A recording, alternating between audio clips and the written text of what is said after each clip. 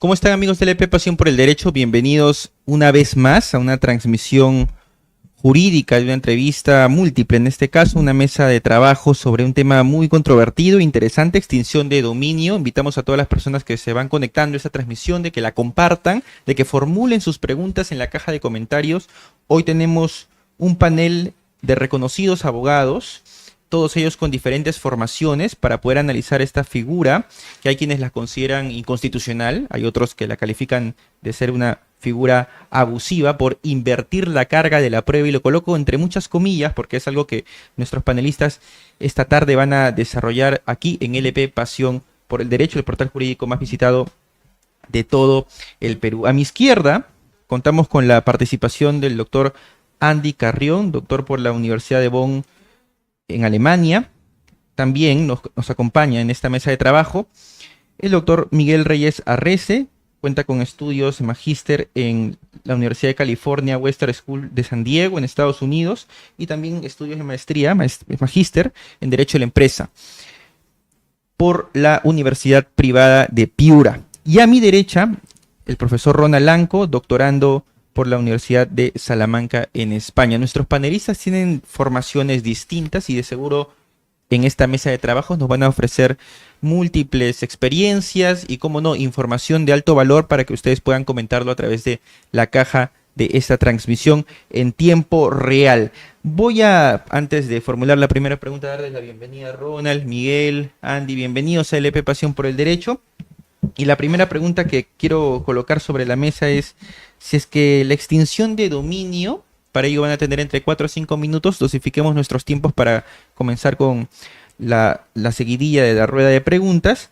Si la extinción de dominio es inconstitucional, esto se ha ventilado ya en una audiencia pública ante el Tribunal Constitucional. Bueno, ha sido una audiencia televisada a nivel nacional, muchos de los clips se han viralizado a través de la página LP Pasión por el Derecho. Hay muchos argumentos a favor y en contra. Quisiera conocer la apreciación de cada uno de ustedes. Comenzamos con Andy, por favor. Andy, ¿es inconstitucional la ley de extinción de dominio tal y como está la fecha? Yo creo que sí, porque existen desde mi perspectiva al menos dos elementos importantes que se debe de rescatar, independientemente de lo que seguro ahora mis colegas vayan a señalar. Ya. El primero de ellos, el vinculado a la propiedad en rigor, y el segundo, al acceso al derecho a la defensa. No, el vinculado al derecho a la propiedad, porque de acuerdo al artículo 70 de nuestra Constitución, la propiedad es inviolable. Y es más, ese artículo 70 promueve explícitamente cuáles serían las causas en las cuales precisamente la titularidad del bien no podría ser ejercida. Y, por ejemplo, el tema específico que menciona del resarcimiento o el pago, si es que el Estado decide de alguna manera excluir esa titularidad. Pero quisiera empezar por el derecho de defensa, ¿no? Que es uno de los derechos más importantes. Recordemos de que el proceso de extinción de dominio tiene una etapa inicial, que es precisamente la indagación patrimonial, en la cual la Fiscalía evalúa, recabando las evidencias necesarias, si es que el patrimonio es ilícito o no. Y si es que ello amerita, producto precisamente de esa primera etapa, proceder a la demanda, es decir, notificar recién al afectado después de un año de investigación. Bueno, teóricamente un año, porque puede transcurrir incluso aún más tiempo para que el afectado o el demandado pueda alegar de por qué sí este bien considera que es ilícito. Y ya tenemos desde un primer momento una restricción al derecho a la defensa, porque este primer año de indagación preliminar se lleva de manera reservada, se lleva de manera secreta, es decir, que los afectados, es decir, los eventuales titulares o quienes hayan recibido posteriormente este bien, no tienen ninguna posibilidad de alegar ante la Fiscalía la justificación propia de la obtención de este bien. Así es que eso, desde mi perspectiva, sería recortar el derecho de defensa. En el derecho penal tenemos algunas figuras jurídicas procesales en las cuales sí se llevan en secreto. Por ejemplo, el tema de la detención preliminar.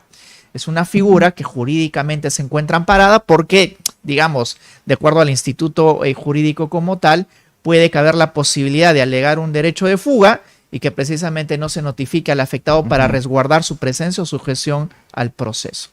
Sin embargo, en el ámbito de la propiedad como tal, incluso tenemos en el proceso penal la figura de la incautación, es decir, puede también asegurarse el bien y resguardar también el derecho de defensa.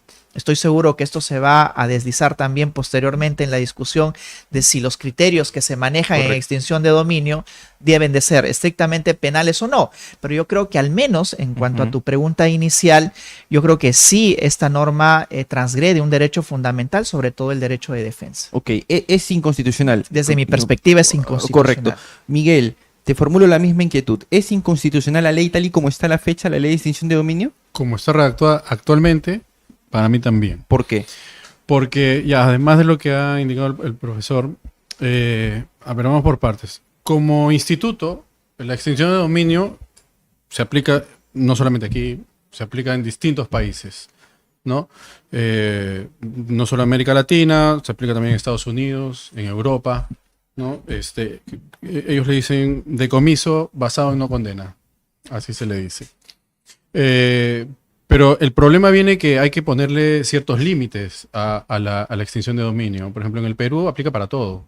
Por ejemplo, en Bolivia solo para narcotráfico, en el Uruguay para lavado de activos, en Estados Unidos para lavado de activos, narcotráfico y defraudación tributaria, ¿no? Entonces, tú tienes que empezar a restringir. Ahora, además de eso, viene el tema de ciertos, que yo también le veo, deficiencias a la regulación. Primero porque, a ver, derecho de propiedad está regulado en la Constitución, ¿no? Derecho de primer orden. Entonces, y el derecho de propiedad se tiene que ejercer en armonía con el bien común. Hasta ahí todos estamos de acuerdo. Pero luego de eso viene, en efecto, el Estado tiene la capacidad de desplegar esta fuerza sobre elementos o efectos que provengan de actividades ilícitas. Pero vamos, ¿por qué invertir la carga de la prueba? Porque en la extinción de dominio tú no estás buscando demostrar culpabilidad o no, porque eso es en la materia penal. Entonces, ¿por qué vas a invertir la carga de la prueba? ¿No? O sea, ¿por qué el afectado tiene que demostrar la buena fe o no? O sea, ya inclusive hay un manual que se hizo por parte de las Naciones Unidas, también en la cooperación que hay en América Latina con la Unión Europea. Todos los manuales que se desarrollan dicen que la carga de la prueba viene de la Fiscalía o del que pretenda la extinción de dominio.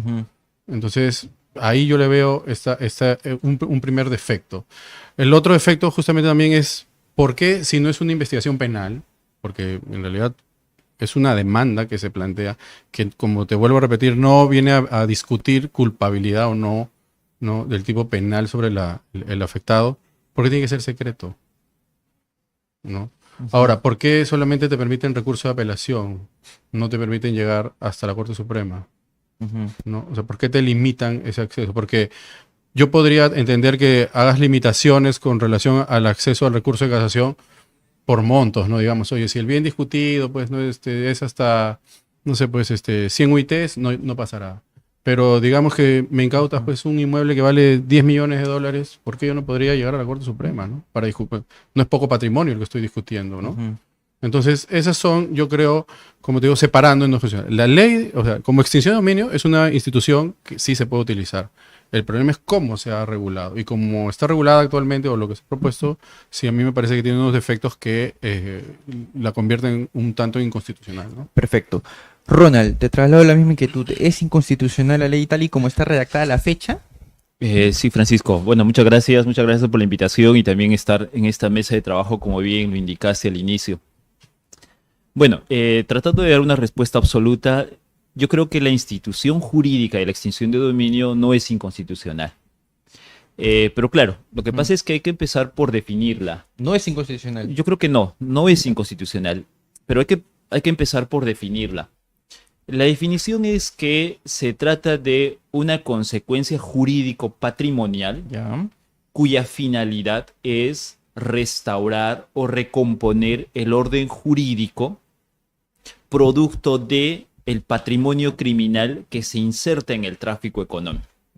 Es decir, si permitimos que el tráfico económico esté mezclado de bienes ilícitos, lo que estamos haciendo es contaminar justamente todos estos activos que van a transitar en el tráfico económico, en términos sencillos. Esta definición es importante porque, claro, esta definición nos lleva al fundamento. ¿Cuál es la razón de ser de la existencia de la extinción de dominio? Justamente el crime doesn't pay. El crimen no debe pagar. Es decir, yo jamás podría ni tendría que equiparar una actividad ilícita que generó ganancias con una actividad económica lícita. Ujú. Ahora, es cierto, y acá sí hay que tratar de manejar con mucho cuidado esta afirmación, y es que se vulnera o no el derecho de defensa. Lo que sucede es que, y a esto yo creo que, digamos, voy a hacer un ensayo muy rápido. Yo creo que en este momento sobre el debate y la discusión de la extinción de dominio, básicamente hay tres posiciones, digamos tres trincheras. La trinchera de aquellas personas que consideran que es constitucional, la trinchera de quienes consideran que es inconstitucional, pero creo que el problema es que ambas trincheras están siendo bastante polarizadas, es decir, están en el extremo, pero hay que buscar un punto medio. Modestamente creo que trato de buscar ese punto medio, primero reconociendo un error de la ley. Es cierto lo que dice Andy, lo que dice Miguel, que esta ley tiene un craso error, que es la indagación patrimonial de forma secreta. Ese es un gran problema, sin lugar a dudas. Pero que eso hace inconstitucional el instituto jurídico como tal, yo creo que no. Porque, reitero, la finalidad es el crime doesn't pay. El crimen no puede pagar. Yo no puedo equiparar de ninguna manera el dinero producto de la corrupción con el dinero producto de una actividad económica lícita. Máxime si ahora el delincuente es un sujeto intercambiable, porque realmente el titular de ese dinero no es el que va a empuñar el arma y disparar. Ellos son simplemente ejecutores, los que yo puedo intercambiar, los que las organizaciones criminales, etcétera, finalmente buscan es el beneficio del patrimonio criminal. Ahora, dicho esto, que seguramente también ya se va a profundizar, todo lo demás se podría solucionar simplemente modificando ese artículo de la indagación patrimonial. Eso generaría muchas soluciones respecto, por ejemplo, a la garantía del derecho de defensa, desconcentraría y quitaría en demasía carga también del Poder Judicial. Y otro craso error es que los defensores de la constitucionalidad extrema, como fundamentos tienen estadísticas. Y este también es otro gran problema. No porque tengamos gran cantidad de sentencias. Se decía que hasta el 2023 existían 929 sentencias de extinción de dominio. No porque tengamos que dejarnos llevar por criterios eminentemente cuantitativos, quiere decir que la figura es legítima. Entonces, son temas que obviamente hay que analizarlo con sumo cuidado. Bueno, para Ronald es una figura constitucional. La idea es poder contrastar las opiniones en esta mesa de trabajo.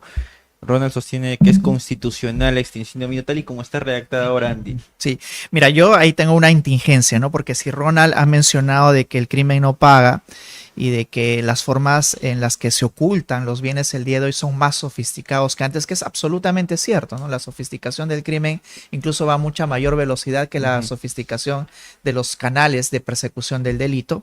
Sin embargo, yo creo que eso más bien no tiene nada que ver con el derecho de defensa, ¿no? Porque si es que ya se inicia una indagación patrimonial, pues en este caso, si es que precisamente este bien pasa a manos de otros, pues tendrán ellos que incluso demostrar cuál ha sido la fuente, la forma en la que han obtenido o la titularidad o no de ese bien que se encuentra en una investigación. Yo creo que más bien evidenciaría con mayor detalle cuál ha sido la ilicitud del recorrido de ese bien. Y desde mi perspectiva, más bien son excluyentes. El hecho de que se sofistique la forma en la traslación de un bien no significa de que deba por ello más bien restringirse el derecho de defensa.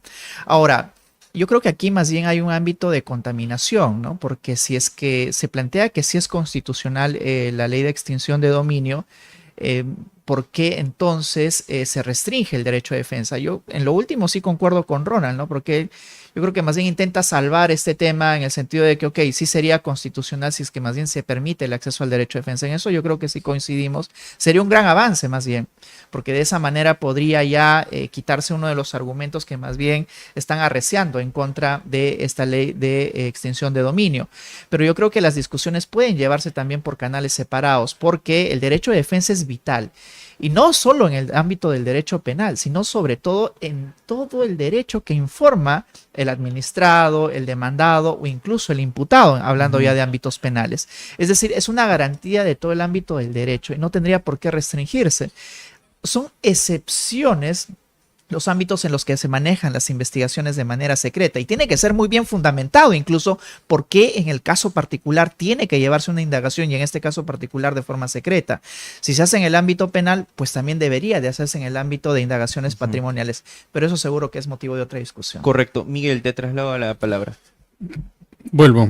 Como partí indicando, cuando intervine, yo también considero que el instituto como tal de la extinción de dominio sí es constitucional.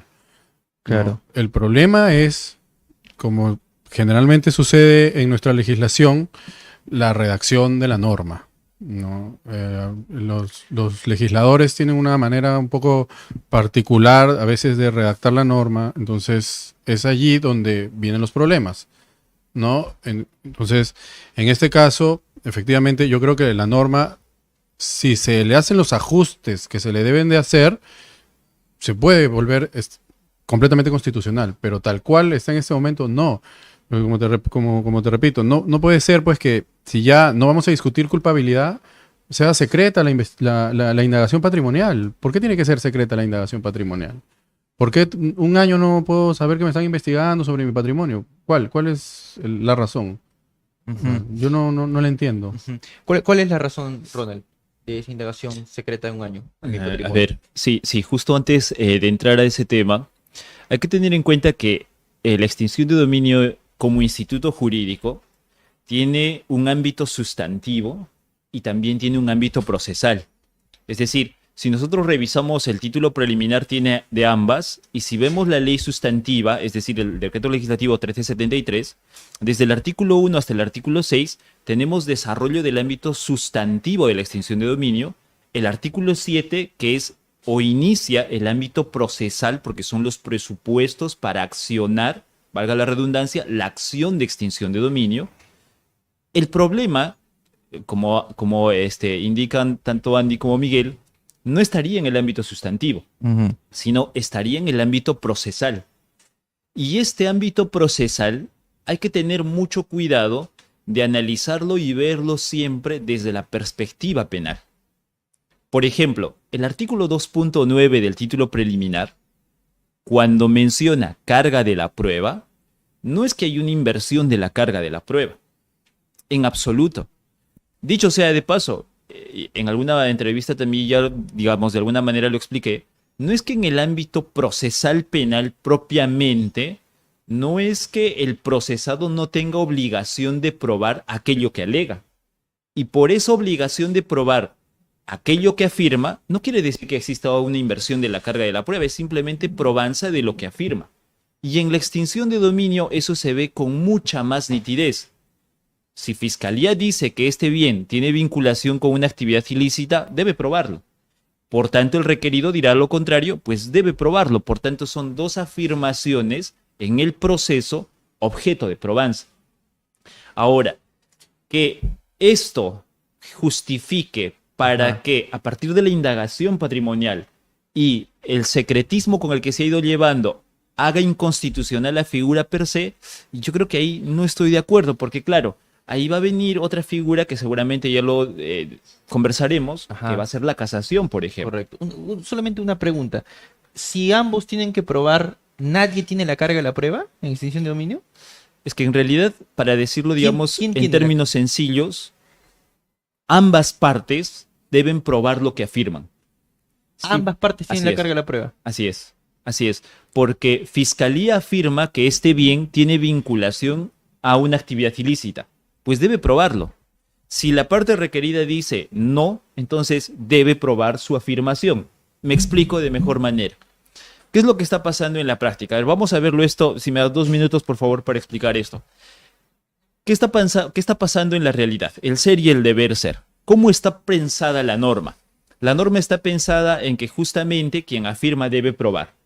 Por eso es que la carga de la prueba, no quiero utilizar el término carga dinámica porque hay que tener mucho cuidado desde el ámbito procesal con esa afirmación. Pero cada uno afirma y debe probar. Ahora, esto significa que, vamos a la práctica, ¿qué es lo que pasa en la práctica? El problema es que Fiscalía va a un proceso y lo único que hace es generar duda. Empieza a decir, es que la defensa no probó que este bien está vinculado a una actividad lícita. Eso que está haciendo Fiscalía, por ejemplo, es ejercer de manera adecuada la carga de la prueba, es decir, la obligación de probar su afirmación. La respuesta es no. Entonces, el problema no es el artículo 2.9. El problema es el operador que en todo caso no ha entendido el fondo mismo del artículo 2.9. Y por tanto, si la defensa va y dice, lo que sucede es que Fiscalía no ha probado con la actividad ilícita, eso, por ejemplo, podría ser válido porque la presunción de buena fe, aun cuando en la ley no se encuentra de manera expresa, claro que sí le está asistiendo, porque vamos a ponernos en un supuesto siguiente. ¿Qué pasa si la Fiscalía no logra determinar la conexión del bien con actividad ilícita? Y la defensa no llega a probar que este bien tiene vinculación a una actividad lícita. El juez no puede extinguir el dominio de ese bien. El juez tiene que dejar en su estado de cosas ese bien, porque la presunción de buena fe no ha sido derrotada, porque Fiscalía no ha cumplido su finalidad. Y eso, por ejemplo, son criterios que se tienen que trabajar. Eso no es un problema de la norma, ese es un problema del operador, de la Fiscalía, de la Procuraduría, del Poder Judicial y los abogados, obviamente, que tenemos que ver cómo planteamos estos temas. Correcto. Bueno, ambas partes tienen la carga de la prueba. La carga de la prueba no es un concepto exclusivo del derecho penal, ¿verdad? Es transversal a todo el derecho mismo, ¿cierto? Sí, Y entonces sí. alguien tendría que tener la carga de la prueba también en extinción de dominio. Sí. Que, de acuerdo a tu posición, son ambos. Sí, lo que sucede es que, a ver, con cuidado el tema de la carga de la prueba en el ámbito procesal. Lo que pasa es que esa carga de la prueba está embestida de esa presunción de inocencia, pero de la obligación del fiscal de demostrar, entre otros elementos del tipo penal, básicamente el verbo rector. X mató a Y. Fiscalía va y dice, tengo que demostrar que efectivamente X mató a Y.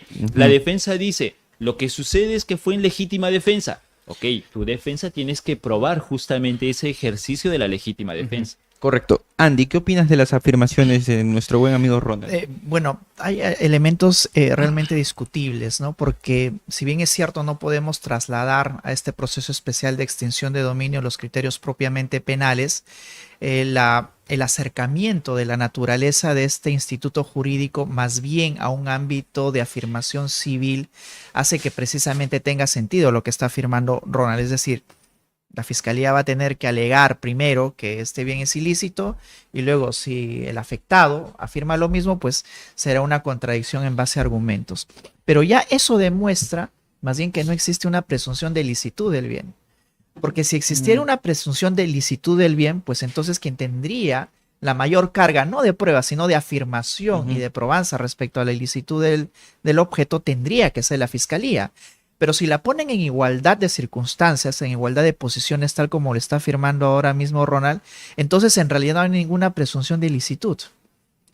Tanto la Fiscalía tendría igual posición de alegar una ilicitud respecto al bien, puede ser, y repito, no penal, sino administrativa o civil, así como también el afectado podría alegar, y depende de cómo lo haga, una procedencia lícita de ese bien. Entonces, yo creo que eso explica muy bien de cómo el derecho, al menos en el ámbito del Instituto de la Extinción de Dominio, no presume la licitud. Porque si presumiera la licitud, en todo caso, la mayor carga afirmativa la ostentaría la Fiscalía. Y en este caso de igualdad de afirmaciones, simplemente está desequilibrado. Y es por eso que yo sigo sosteniendo los defectos que tiene esta misma norma. Y ahora, es importante siempre en la realpolitik jurídica también proyectarnos a cómo los funcionarios públicos resuelven este tipo de casos. Y yo creo que lo que teóricamente de forma correcta está afirmando ahora Ronald para darle la particularidad de la interpretación de la extinción de dominio no es lo que realmente pasa en la práctica, ¿no? En la práctica pueden estar los conceptos equivocados, pero quien tiene la carga no de la prueba, pero afirmativa de probar la licitud del bien, es finalmente el afectado. Y es así como lo manejan los funcionarios públicos. Es por eso que yo sostengo que más bien la norma tiene que ser una garantía, una barrera infranqueable que impide el abuso precisamente de quienes aplican el derecho. Y en este caso, más allá del esbozo jurídico correcto que está realizando Ronald, yo creo que la práctica más bien termina por desnaturalizar esos conceptos que correctamente... Vamos por partes. Yo sí considero que, a ver, en este tipo de procedimientos, las reglas tienen que estar claras, completamente claras, ¿no? Sobre todo por lo que se va a discutir y lo que va a estar en juego. No olvidemos que los procesos, la institución de la extinción de dominio viene, sobre todo, justamente de algo del ámbito penal, ¿no? Porque lo que se va a tratar es de impedir, ¿no es cierto?, que se continúe gozando, disfrutando, ¿no?, de las ganancias o de lo que ha producido un ilícito penal. Entonces, ahí se traslada hacia este campo de la extinción de dominio. Pero ya allí, o sea, la regla para el demandado tiene que ser completamente clara. Porque vamos a un ejemplo, y yo en la práctica sí lo he visto. ¿Qué pasa si yo compro un inmueble, ¿no?, y soy diligente y prudente, voy, reviso la partida registral, veo quién es el vendedor, ¿no?, y lo compro?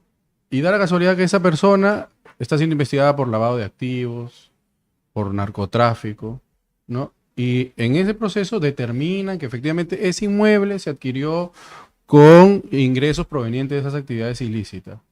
Para empezar, ¿yo cómo puedo saber que esa persona está siendo investigada por esos delitos? Porque las investigaciones, ¿no?, técnicamente son reservadas. O sea, yo no voy a ir a la fiscalía, señores, por si acaso, quiero que me indiquen si este señor, si Miguel Reyes está siendo investigado por estos delitos. No hay manera de saberlo, ¿no? Yo lo máximo que puedo llegar a ser diligente y prudentemente, como dice el reglamento, es ir y ver en los registros quién es el dueño, ¿no? Si tiene carga, no tiene carga, pero más no puedo hacer. Entonces, ¿qué tengo que entender por diligencia y prudencia? Por eso te digo, ahí es donde se invierte la carga, porque cuando me metan en el proceso de extinción de dominio, yo tengo que demostrar todo eso. ¿Pero por qué tengo que demostrar todo eso? Si además en el Código Civil, una vez que yo he comprado de buena fe, ¿no es cierto?, de buena fe, yo estoy completamente blindado. En el Código Civil, la buena fe te protege de una manera bien potente. Entonces, ¿por qué esa potencia se disminuye en la extinción de dominio? ¿Y por qué se invierte esa carga? O sea, ¿no? ¿Por qué? El que tiene que probar más bien que yo no tuve la buena fe, que yo no fui diligente, que no tuve prudencia, que yo sabía que Miguel Reyes algo tenía con el narcotráfico, algo tenía con el lavado de activos y que aún así, ¿no?, le compré el bien y que yo podría tener alguna, ¿no?, o sea, para beneficiarlo, para que él oculte el bien, algo, es el que está demandando. Porque al final es una demanda, ¿no? Entonces, ¿quién tiene que hacer eso? El Ministerio Público. ¿Por qué tiene que ser el demandado? ¿Por qué tiene que en la ley no hacerse esa precisión de que la totalidad de la demostración tiene que hacerla el que demanda, que en este caso es el Ministerio Público? Ese ejemplo, Ronald, ¿es un ejemplo abusivo de la práctica de la extinción de dominio? A ver, lo que sucede es que lo que dice Andy es correcto, partiendo de la premisa siempre del problema de la indagación patrimonial. A partir de ese problema, las respuestas, las conclusiones nos van a llevar casi de manera inminente a una inconstitucionalidad o en todo caso al craso problema que tiene la extinción de dominio y eventualmente la arbitrariedad. Ahora, lo que hay que tener cuidado es que cuando hablamos de cargas probatorias, no podemos hablar de mayor o menor afirmación. 1. 2. No estamos en el ámbito del derecho procesal penal. Estamos en un ámbito de extinción de dominio cuya naturaleza jurídica, digamos, de manera mayoritaria es constitucional. Y en las reglas probatorias se asemeja más, en términos sencillos, al proceso civil, donde cada parte tiene que afirmar y comprobar justamente su pretensión en el proceso penal. Entonces, por eso es que es importante... Sí, por supuesto. Porque estamos hablando... ¿Por qué se acerca más al proceso civil? Porque estamos hablando de la discusión justamente de bienes. Pero lo que hay que determinar es qué estamos discutiendo en un proceso de extinción de dominio. Al final de cuentas, ¿qué vamos a extinguir? ¿El bien o el supuesto derecho de propiedad? La respuesta es ese supuesto derecho de propiedad o ese aparente derecho de propiedad. Es decir, si este bien proviene del narcotráfico, aun cuando sobre ese bien haya pasado toda la formalidad, ese derecho de propiedad nunca nació. Porque, otra vez, el crime doesn't imply. El ordenamiento jurídico no puede legitimar aquello que está vinculado a una actividad ilícita. Y yo creo que el quid del asunto está en esto último. Cuando debatimos, analizamos la ley de extinción de dominio, normalmente y en la práctica también, comparto totalmente lo que dice Andy, en la práctica se está dándose un ejercicio perverso y un acostumbramiento de parte del operador público, del funcionario público, Fiscalía y Procuraduría, con el mayor de los respetos que me merecen, pero donde ellos simplemente están yendo los procesos a generar duda. Ujú. Y eso, claro, ahí tendría que ser el Poder Judicial quien legitime, pero lo que quiero señalar fundamentalmente es lo siguiente. En la extinción de dominio, como se quiera que no solamente hablamos de bienes, sino de conexión con actividades ilícitas, nos estamos olvidando de esto que es muy importante. Tenemos que determinar no solamente la existencia del bien, sino que este bien está vinculado a una actividad ilícita. Y ese es el tema probatorio más importante en el proceso de extinción de dominio. Por ejemplo, en el ejemplo que plantea Miguel, si yo compro una propiedad, compro una casa, le compro a alguien que está siendo investigado por narcotráfico, yo tengo que conocer que esa persona está siendo investigada por narcotráfico para que no me extingan el bien y luego probarlo en un proceso que durante el primer año es secreto o es reservado. Sí, a ver, ahí ¿Eso viene... es abusivo? Lo que pasa es que, a ver, vamos a desarrollarlo de la siguiente manera. Lo que sucede es que acá viene un segundo componente a lo que yo le llamo el ámbito subjetivo de la extinción de dominio, que es el análisis de la buena fe. Ese análisis de la buena fe, como el dolo, digamos, por hacer simplemente una equiparación metodológica, no se aplica a todos en la misma medida. Es decir, yo no podría cuantificar un mismo estándar de buena fe para Juan Pérez, que es por primera vez adquiriendo un bien, versus Juan Pérez, gerente de una inmobiliaria, 10 años trabajando en la compra-venta de bienes inmuebles. En ambos voy a analizar la buena fe, pero su estándar de buena fe es totalmente distinta. Versus el tipo de bienes, los lugares, el acceso de información a la que yo podría tener. Obviamente, si yo voy a comprar un bien rural, vamos, no me pidas documentos de registros públicos porque a lo sumo de repente quizá llegó Cofepri y esto es. Porque ahí la legitimidad de la posesión del bien y la titularidad del mismo incluso se tiene con constancias de posesión de las municipalidades. Pero si estamos hablando de una urbanización, de un local central, de la capital, de un distrito central, ahí yo no podría decir, ¿cómo compraste el bien? Con la constancia de posesión de la Municipalidad Metropolitana de Lima. Lo que pasa es que actúe de buena fe. Eso el ordenamiento jurídico no me podría legitimar, pero las circunstancias me está exigiendo que efectivamente ahí yo podía tener mayor acceso. Vale. En esta mesa también se han propuesto algunas iniciativas para poder calibrar la figura de la extinción de dominio tal y como está regulada hasta la fecha. Entre estas propuestas, ¿no? La de colocar un estándar probatorio, si se quiere, a la buena fe, ¿no? Un estándar mínimo para que la persona demandada por fiscalía no le sea tan complicado alcanzar ese estándar de buena fe y de esa manera se equipare la balanza, ¿no? El Estado versus la persona que está siendo eventualmente demandada. Eso, otra medida, habilitar la casación, que también ha sido comentado por ustedes, pero de manera general la pregunta en rigor sería si por este lado consideran que es inconstitucional la figura. Por aquí, Ronald, me queda claro que tú indicas que no es constitucional, que no es inconstitucional. Que no es inconstitucional, pero reitero, creo que sí o por hay... partes es constitucional y por partes no, porque no me termina de quedar de todo claro. De manera escueta para plantearla. Vamos a plantearlo así. El decreto legislativo 1373 en este estado de cosas tiene un problema que hay que salvar y corregir, que es la indagación patrimonial. Ok. ¿A eso hay que aumentar algunas cosas? Sí. La casación, por ejemplo. Ya, perfecto. ¿Qué hacemos para mejorar la figura? Para constitucionalizarla, en todo caso, Andy. Partiría por lo que ha dicho Ronald, ¿no? Él ha darle mencionado- casación. Sí, la casación yo creo que es un elemento importantísimo porque al día de hoy, por ejemplo, tenemos diversas formas de interpretación de los alcances propios de la ley de extinción de dominio. Existen algunas jurisdicciones en las cuales, por ejemplo, aceptan que la ilicitud no está relacionada a una ilicitud administrativa, civil o de otra índole, sino que simplemente tiene que hacer referencia a una ilicitud penal. Ya. Existen otras jurisdicciones en las que también tienen una interpretación mucho más extensiva, yo diría más literal, exegética de lo que entiende la ley de extinción de dominio, y sí incluyen dentro de la ilicitud esta ilicitud civil, administrativa o civil, que no tienen en realidad mucho que ver con la ilicitud penal. Para ello se requiere un órgano de cierre, no un tribunal constitucional que decida sobre el fondo la constitucionalidad de la norma, sino que delinee criterios interpretativos.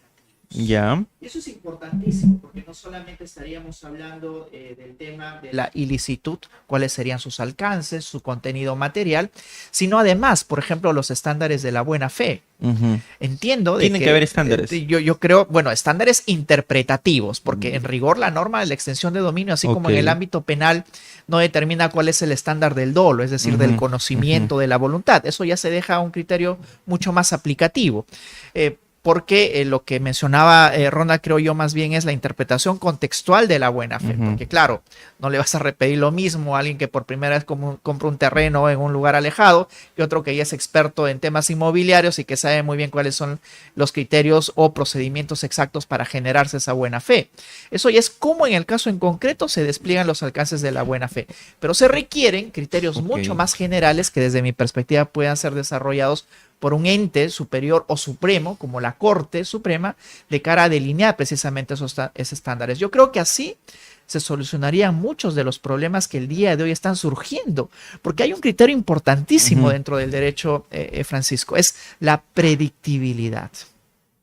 Si no hay predictibilidad de las decisiones, en realidad no estaríamos hablando de alegatos jurídicos o de argumentos jurídicos, porque se supone que el administrado, el imputado, etcétera, tienen que proyectarse a una decisión fiable por parte de la judicatura.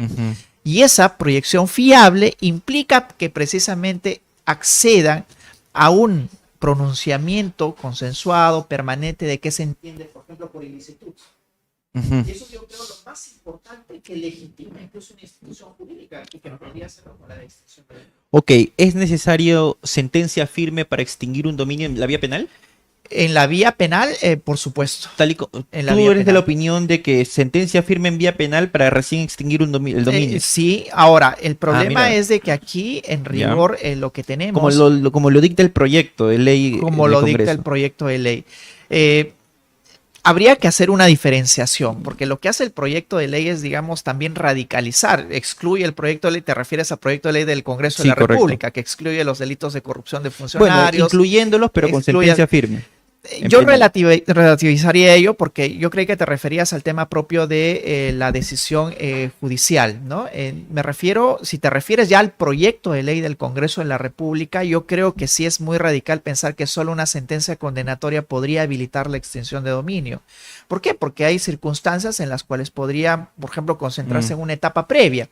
No sé si la etapa intermedia o quizás la etapa preparatoria, pero esperar a una sentencia firme con los tiempos que se manejan en nuestro país, podrían suceder después de muchos años de identificada la ilicitud de un dominio. Correcto. Miguel, ¿cómo hacemos para constitucionalizar la figura de la extinción de dominio en nuestra legislación nacional? Bueno, ya además lo que se ha dicho, yo le agregaría una precisión sobre todo con el tema de la razonabilidad en la aplicación de la norma, ¿no? Que es algo de lo que también nosotros a veces adolecemos. O sea, los operadores, sobre todo los fiscales, los jueces. ¿Cómo aplicar? Por ejemplo, lo que se ha dicho, ¿no? Recurso de casación, yo creo que sí tiene que haber. En la mayoría de legislaciones comparadas donde se aplica la extinción de dominio, los casos llegan a la Corte Suprema, ¿no? Para revisar eso. Y con el tema de la razonabilidad, ¿por qué se tiene que tener claro eso? Mira, por ejemplo, hay un caso muy famoso en los Estados Unidos, ¿no? El United States versus Vallacayan se llama. Era un sirio que estaba saliendo por el aeropuerto de Los Ángeles con $350,000 con su familia. Y los perros que tienen en el aeropuerto detectan el dinero. Y le dicen, ¿con cuánto está saliendo? Con $8,000. Entonces, pero ya los perros habían detectado. Y le dicen, no, usted no está saliendo con más dinero. Le abren las maletas, efectivamente, $350,000. ¿Y cuál es el delito? No declarar la salida de dinero, ¿no? Entonces, el, el juzgado, ¿no? En primera instancia, lo condena a 6 meses y a la confiscación de los $350.000. La sala de apelaciones del primer circuito le confirma y se va a la Corte Suprema. Y él discute, oye, pero ¿por qué mis $350.000? Entonces le aplican justamente por temas de extinción de dominio. Pero la Corte Suprema, ¿qué le dice? Razonabilidad. Le dice, ¿qué perjuicio está causando que el señor no haya declarado, ¿no es cierto?, al Estado americano? Porque habían determinado que su dinero no venía de narcotráfico, no venía de crimen organizado, no venía de lavado de activos, no venía de defraudación tributaria. Era de unas ventas que él había hecho, ¿no? Y se lo llevaba a Siria para pagar. El problema era que como él era sirio, tenía miedo que de declararlo le fueran a hacer algún problema en el aeropuerto, justamente por el tema de raza, y eso hizo que no declare. Entonces la Corte Suprema dijo, hay que ser razonables en la aplicación de la extinción. Dijo, porque al Estado americano no se le ha causado ningún perjuicio. El único perjuicio, si queremos ver aquí, es que no ha cumplido con declarar la salida del dinero, porque no estaba ingresando, o sea, no ha tenido que pagar tributos, nada. La salida no paga nada, solo no ha cumplido con declararlo. Entonces lo único que hicieron al final fue devolverle su dinero y restándole $15.000 de una multa. Pero eso es ¿por qué? Porque se deja el criterio claro, que es lo que aquí a veces nosotros no tenemos. ¿Es razonable que se requiera, que se exija una sentencia penal firme para recién proceder a extinguir el dominio? Mira, para mí sí, ya. Justamente por la experiencia que nosotros tenemos en nuestro país. O sea, yo creo que sí se puede aplicar medidas cautelares sobre los bienes para evitar la disposición, porque también en nuestro país el tema que la justicia demora un poquito, ¿no? A veces en tomar las decisiones definitivas. Pero también, ¿qué sucede? Que a veces las personas terminan siendo declaradas inocentes o exculpadas. ¿Y qué pasa cuando ya te quitaron la propiedad de tu bien? Inclusive el Estado dispuso tu bien. Y también es otro problema que el Estado te devuelva el valor patrimonial de tu bien, ¿no? Tu dinero. Porque luego te sale, bueno, que tienes que esperar toda una serie de procedimientos administrativos que son completamente largos, ¿no? Y tediosos, y a ver si te devuelven el dinero. Entonces, al final, para evitar eso, lo que debes esperar es que efectivamente haya una sentencia firme que declare, ¿no?, tu responsabilidad y, bueno, como tu consecuencia, la extinción de tu dominio. Y mientras tanto, yo creo que se puede aplicar medidas cautelares para que tú no puedas disponer del bien, ¿no? O sea, correcto. Requerir sentencia judicial en el vía penal firme no anula la naturaleza de la extinción de dominio, no la vuelve una suerte de no proceso en paralelo, sino accesoria. Sí, por supuesto, Francisco. A ver, a manera de un tema muy breve.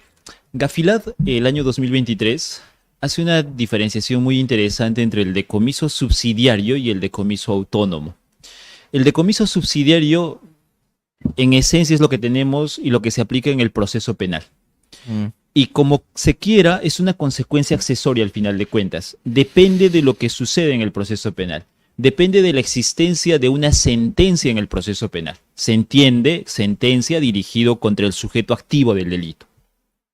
En cambio, el decomiso autónomo o ese decomiso independiente justamente se abre paso a partir de no depender de la sentencia, porque además sería retroceder, claro, este es un discurso, digamos, normativo y facilista, sería volver a lo que el decreto legislativo 992 de pérdida de dominio hacía, que claro, voy a utilizar un poco el argumento cuantitativo. ¿Cuál fue el problema de que no tengamos muchas sentencias? La exigencia de la dependencia de la sentencia penal. Claro, lo que pasa es que, reitero, es un facilismo normativo, pero la esencia misma es que ahí no teníamos una medida eficaz puntualmente para supuestos como Juan Pérez estaba en el proceso penal y moría, la acción penal se había extinguido. ¿Qué pasaba con los bienes pasibles de esa persona? Respuestas más o menos, razonamientos más o menos, al final de cuentas el bien quedaba impune. Y esa es la razón de ser justamente de la extinción de dominio. Ahora, otro ejemplo, me voy a ir al ámbito del delito de lavado de activos. En el ámbito del delito de lavado de activos, discusiones más o menos, ya se ha determinado que no se exige sentencia previa del delito que generó las ganancias ilícitas, sino que basta con que existan indicios Incluso la Corte Suprema nos habla de un triple pilar indiciario para demostrar que hay un delito previo que generó ganancias ilícitas. En la extinción de dominio pasa lo mismo. Su autonomía está dirigida a exigir justamente esos indicios para determinar, acá la diferencia, que el bien está conectado a una actividad ilícita. Por eso es que hay que entender muy bien este segundo ámbito que es de sumo importante. ¿Por qué tenemos muchas voces en contra de la ley de extinción de dominio? Por esto último. Porque esto último está generando arbitrariedades. Porque de repente una persona perdió el bien, pero claro, si uno revisa la sentencia, uno dice, a ver, ¿cuál es el fundamento en el cual se desarrolla cómo es que este bien está conectado a una actividad ilícita? ¿Cómo es que surgió de patrimonio ilícito o cómo es que se utilizó como instrumento delictivo? Y no lo encuentra más que simplemente decir, bueno, lo que pasa es que estuvo vinculado al delito cometido por tal persona. Entonces, otra vez, yo creo que ahí la norma tal cual está en ese ámbito de no exigencia de sentencia, creo que es lo adecuado porque si no le estaríamos restando esa autonomía, esa independencia a la ley de extinción de dominio. Bueno, vamos llegando a la parte final de esa transmisión. Andy, te cedo el uso de la palabra para que podamos sintetizar lo discutido y seguramente si hay puntos en contacto, a lo mejor puntos en desacuerdo, también lo puedas plantear en tu tiempo.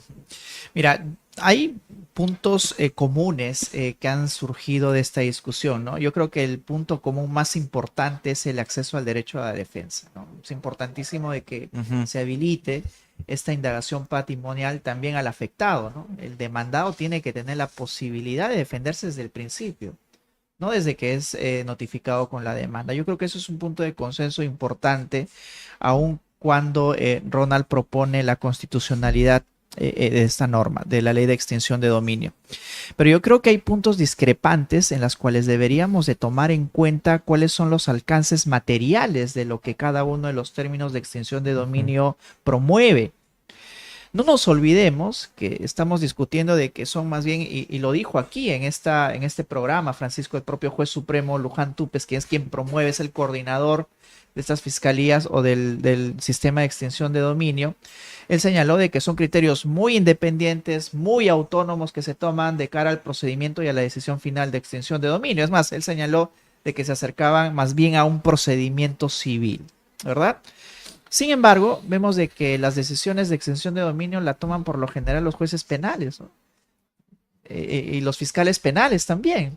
Entonces, son criterios que en rigor deben de respetarse, de acuerdo a lo que, digamos, está señalando dentro del trámite propio de la interpretación de estos términos, pero que por este tema que ha mencionado Ronald, de la causalidad o de la conexión, perdón, no debe de olvidarse que está vinculado a un ilícito.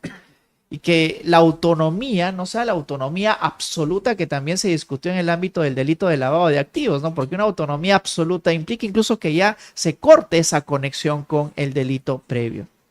Y cortar esa conexión, ya no con el delito previo en el ámbito del lavado de activos, sino con la ilicitud, haría de que en rigor estemos en la práctica sancionando un incremento patrimonial ilícito, pero en el ámbito privado.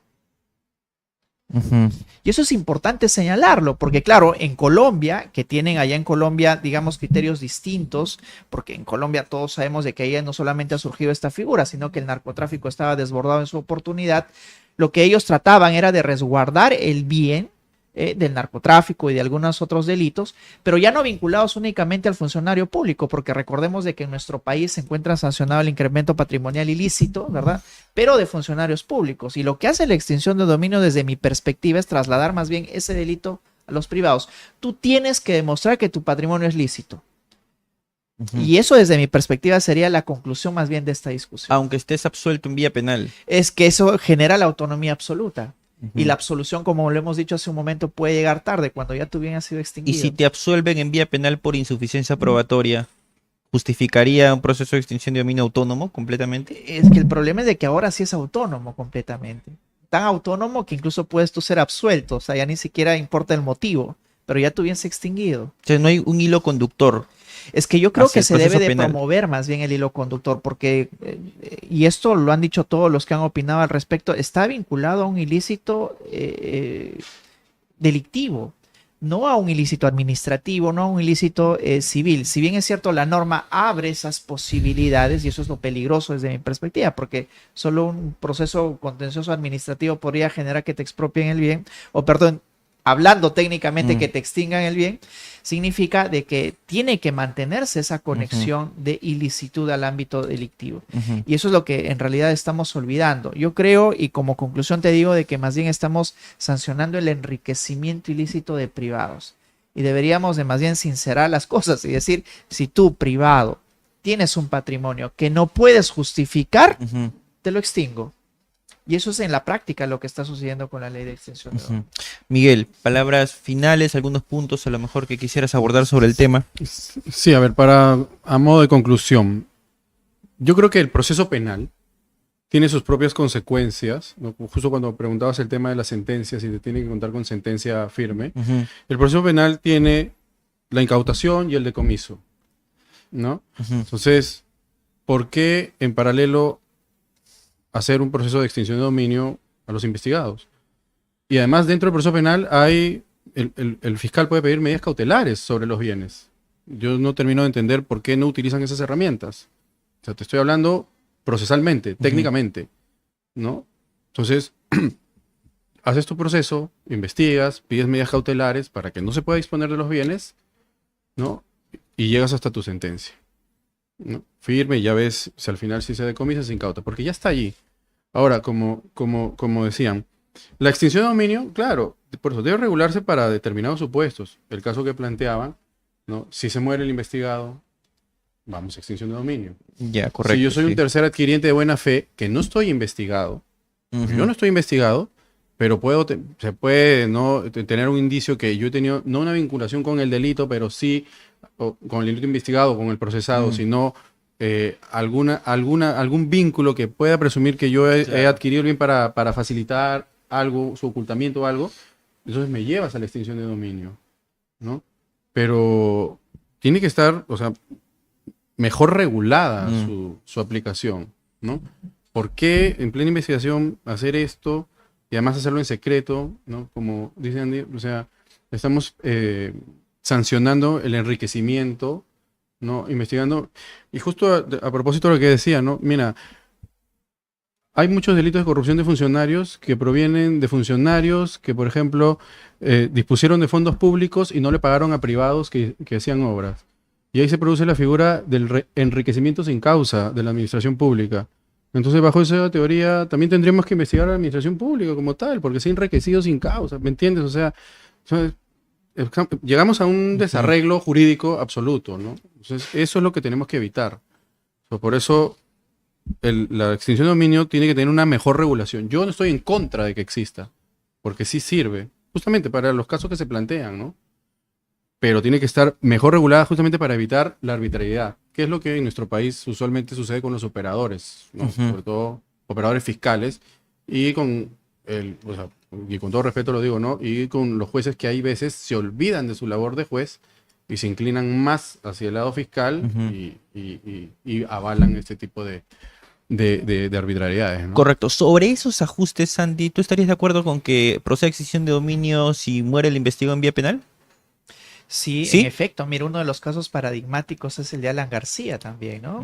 Que venía siendo investigado por temas de corrupción y la fiscalía identificó que habían algunos bienes que eventualmente habrían pasado a manos de sus sucesores o herederos. Ok, pero como excepción, no como regla. Como regla tendríamos que incautar, decomisar. Por supuesto, porque existen herramientas penales, como lo acaban de Correcto. señalar. Sin embargo, habría que ver cómo se complementa para hacer mucho más eficaz la extinción de un dominio que en el ámbito penal quizás ya no es posible, porque en el ámbito penal tienes que relacionar siempre un bien con un autor, sea para la incautación, sea para la sentencia firme. En cambio, en extinción de dominio ya es independiente, ya no requieres al autor del delito, sino más bien únicamente trazar el objeto. Aún así, el autor del delito haya fallecido. La regla, las figuras propias del proceso penal, la excepción, la extinción de dominio cuando muere. Palabras finales para ir concluyendo, Ronald. Sí, Francisco. Y empiezo por un tema interesante que comenta Andy. La extinción de dominio pareciera que es una sanción al enriquecimiento ilícito en el ámbito privado. Digo pareciera porque, otra vez, En un proceso, claro, este es un tema ideal. Lo que sucede es, otra vez, no la norma, sino el problema aplicativo. Hace un momento decía, si Fiscalía dice que Juan Pérez tiene 100.000 y este es un privado, Fiscalía dice que esto está vinculado a una actividad ilícita, debe conectarlo. Si el privado no llega a demostrar a cabalidad que esto está o tiene un origen lícito, pero Fiscalía tampoco lo logró, este caso debe quedarse en ese estado de cosas, es decir, no se puede extinguir ese bien. Por eso es que yo creo que no se trata de un enriquecimiento sin causa en el ámbito de extinción de dominio. Un segundo punto respecto a lo que decía el doctor Miguel. El enriquecimiento sin causa es propio del proceso civil y esto es pretensión de privados respecto a que una persona no sabe justificar de dónde tuvo los 100.000, digamos, de este celular. Pero ya no hay que hacer la conexión con la actividad ilícita. Pero obviamente habrá un demandante que dice, no, lo que pasa es que yo, por ejemplo, le entregué esos 100.000. Claro, no tengo un documento, no tengo cómo acreditarlo, pero esa otra persona tampoco tiene cómo acreditarlo. Pero bueno, eso es una discusión en el ámbito civil. Y finalmente, señalar que la extinción de dominio como instituto jurídico tiene muchos fundamentos que hay que comprenderlos con sumo cuidado al interpretar incluso el artículo 70 de la Constitución. Porque una cosa es ejercer el derecho de propiedad en base al bien común, en base al interés social, pero siempre que este derecho de propiedad haya nacido realmente. Por eso es que ahí hablaremos de una extinción de dominio respecto al uso del bien, si es que ese bien, aun cuando haya nacido el derecho de propiedad, se haya utilizado para un delito. Pero si el dinero que dio origen a ese bien es totalmente ilícito, el derecho de propiedad nunca nació. Hay preguntas del público. A ver, voy a trasladar esta inquietud al doctor Miguel para que la pueda resolver. Candia pregunta: adquiero mi bien de manera lícita, lo alquilo para hospedaje. El inquilino 3 años después, sin mi conocimiento y de manera clandestina, lo destina para trata de personas. Yo no lo sé, no es justo que pierda mi casa. ¿Qué le podría comentar? No, bueno, ahí sí... Es un ejemplo manifiesto, podría ocurrir. De hecho. Sí, claro, pero ahí sí hay un tema con la diligencia, ¿no? Porque no es que tú alquilas tu bien y desapareces y no ves tu bien 3 años. Sí, inclusive en los contratos de arrendamiento hay cláusulas donde tú mismo puedes ingresar para ver cómo está el bien. Entonces es un poco difícil porque además la trata de personas sí tiene una mecánica que no es muy oculta en sí misma dentro de un bien, ¿no? Entonces es posible que te puedas dar cuenta y o sea, ahí sí la carga de la prueba va a ser bien difícil para ti de decir, yo no sabía que en mi bien que yo alquilé había trata de personas, ¿no? Entonces no es tan... Y no va porque tú te enriquezcas y que digan porque que como la trata a ti te pagan, sino que tú sabías que ahí estaba y no dices nada, ¿no? Entonces estás permitiendo eso y ahí también se quiebra el tema del uso de la propiedad en armonía con el bien común, ¿no? Porque estás permitiendo, o sea, no estás diciendo lo que está sucediendo dentro de tu bien, ¿no? Entonces, Andy, complicado. El mismo ejemplo. La buena fe. Bueno, si es que tú te vas al ámbito penal, ahí podría, por ejemplo, recurrirse a la prohibición de regreso, ¿no? Sí. y decir, bueno, al final yo ejercí mi rol de arrendador y punto, ¿no? Es decir, lo que él haga y el conocimiento que se genere a partir de ello no necesariamente entra de los criterios de imputación. Pero estamos hablando nuevamente de una materia, de una disciplina distinta a la del derecho penal, pero yo creo que en ocasiones debería de tomarse en cuenta. Tal es así que incluso el injusto que se maneja dentro de la extinción de dominio es un injusto distinto que abarca más bien prioritariamente el ámbito subjetivo, algo que mencionó Ronald, por ejemplo. Yo diría prioritariamente porque la concentración del despliegue probatorio se centra precisamente en ello, si tú conocías o no el origen ilícito del bien, del objeto. Y se invierte, digamos, lo que en derecho penal nosotros conocemos como la progresividad de la imputación. Y eso es importante porque en este caso en concreto que tú señalas, yo creo que aquí, digamos, el procedimiento de debida diligencia debería estar concentrado muy bien en la forma en la que uno adquiere ese conocimiento de la utilización regular, lícita o no, del bien sobre el cual uno es el titular. Y sobre esa evaluación yo diría, llegando a la misma conclusión que Miguel, que en efecto aquí sí podría proceder la extinción de dominio. Ronald, ¿coincide? Bueno, además creo que ya como que Andy y Miguel están reconociendo indirectamente la constitucionalidad, ¿no? Pero digamos, Más allá de En esto, partes. claro, lo que sucede es que justamente ese tema que planteas incluso son casos reales, ¿ah? Donde una persona alquila el primer piso de la casa de 5 pisos y claro, se utilizaba para depósitos y ahí se guardaba droga y se extingue todo el bien. Entonces son casos reales, dicho sea de paso. Lo que sucede es que ahí el ejercicio de la buena fe no solamente se interpreta en la manifestación de la adquisición de un bien, sino también del uso del bien. Y efectivamente, no es que yo alquilo y me desaparezco totalmente sobre mi deber de supervisión de ese bien. Y que en todo caso lo que dice Andy es muy interesante. Acaba de explicar cómo es que la prohibición de regreso no va a permitir que se sancione al titular de ese bien. Y es el mejor ejemplo de cómo es que el derecho penal trabajó justamente en el ámbito delimitador de responsabilidad del agente delictivo. Pero la extinción de dominio no está yendo ahí, a atacar al agente delictivo, sino está yendo tras el bien, para verificar si este bien se adquirió de forma lícita o se ejerció de forma lícita. Entonces, si te das cuenta, son ámbitos complementarios para hacer frente a la criminalidad económica. Bien, hemos llegado a la parte final de esta transmisión. Les agradezco la presencia de cada uno de ustedes en esta mesa de trabajo. Han habido ideas de ida y vuelta muy interesantes. A todas las personas no se olviden de compartir esta transmisión en tiempo real y, por supuesto, estar muy atentos a la difusión de los videos que empecemos a publicar, que vamos a empezar a publicar a partir de mañana en nuestras diferentes redes sociales a través de la multiplataforma de LP Pasión por el Derecho, el portal jurídico más visitado de todo el Perú. Y vamos a tener otras transmisiones como estas, otras mesas de trabajo analizando figuras como la extinción de dominio. La próxima semana tenemos agendado, ya lo vamos a anunciar por las redes sociales de LP, otra mesa de trabajo sobre el tema en particular. Y cuando el Tribunal Constitucional resuelva, también vamos a examinar esa sentencia que va a estar muy interesante poder revisarla aquí en el portal jurídico más visitado de todo el Perú, LP Pasión por el Derecho. Nos vemos en una próxima transmisión, queridos amigos. Permiso.